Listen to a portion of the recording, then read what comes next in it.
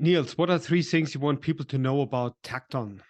Well, Tacton is a company that has been around for about 25 years, but if I sum it up into three key things, the first one is Tacton is the world's best rated CPQ at the moment.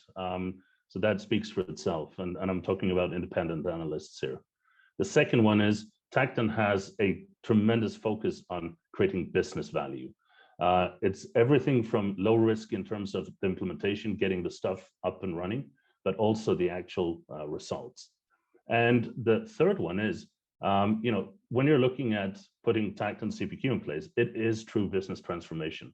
It actually changes how you drive your business, how you go to market, and what you define good as.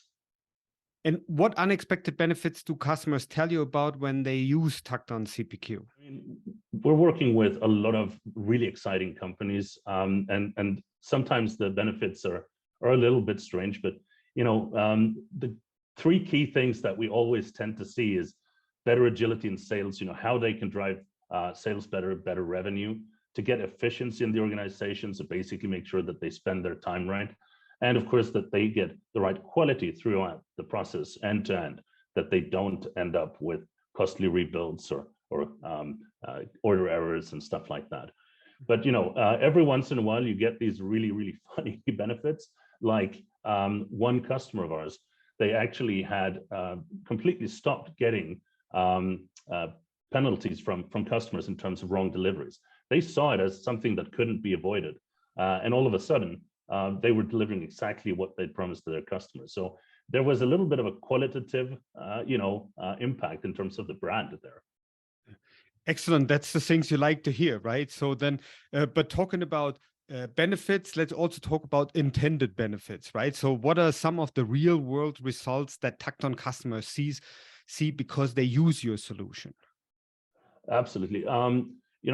Unfortunately, we're under NDA with pretty much every single one of our customers. I can't specifically talk about any one of them. But when it comes to value, we do routinely follow up on the impact that we have. And just to give you a number here, the average value that we provide to our customers, so the difference between before they had Tacton in place and now after they have Tacton up and running, the average value creation is $28 million per year for each one of these companies. And of course, it's coming from a lot of different areas, but I think it's amazing to see that amount of value creation from a tool. Just to build on that as well, we're fortunate, as I said, to work with some of the largest companies in the world and make fantastic breakthroughs with several of them in terms of technology. So what that means is, we're really sitting on the cutting edge in terms of seeing the transition, for instance, from upfront CapEx equipment sales to what is getting more and more traction, such as an outcome-based selling, where you're actually charging for the results of the customer. And what was your biggest customer success story in regard to customer business benefits in 2022? And I'll just take three that we see very often. The first one is customer experience. People today are living in a world where you're expecting to have everything at the touch of a button or a touch screen. Consumers are basically able to buy whatever they want from the convenience of their couch. Now, even though B2B business that we're working with is a little bit more complex, you can think of the fact that a procurement manager at a company, they're a consumer as well. So when they go to work, they still bring all of those expectations with them. So being able to interact with your customer in a way that is seamless and easy for them is at the top of everyone's mind. The second one, and I think that has been especially clear over the past few years, is to stay disruption proof.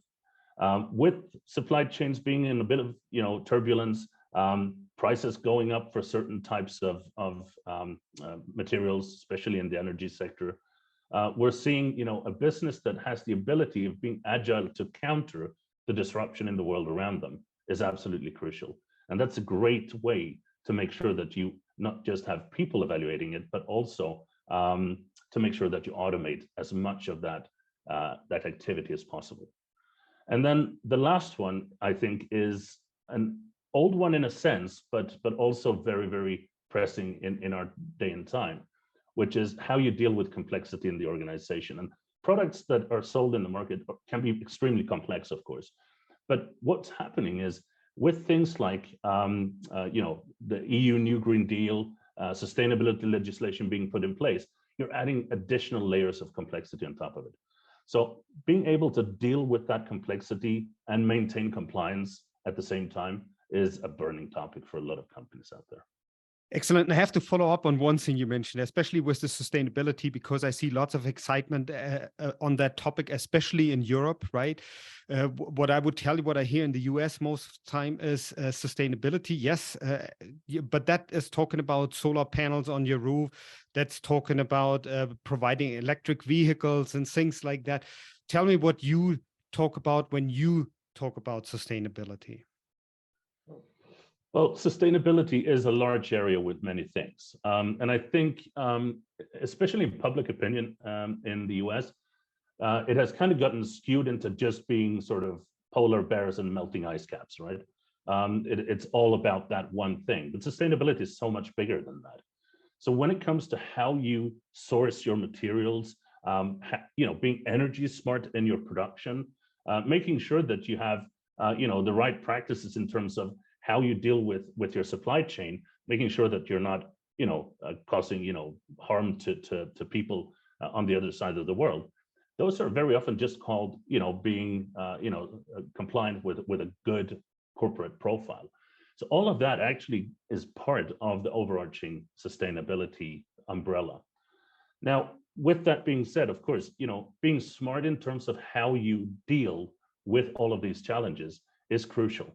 So if you have the possibility of being a little bit better in terms of how you work out, what's the CO2 footprint of the products that you sell over the complete life cycle of your customer, then you're going to be able not just to comply with regulations, but actually use it as an active competitive edge, winning in the market.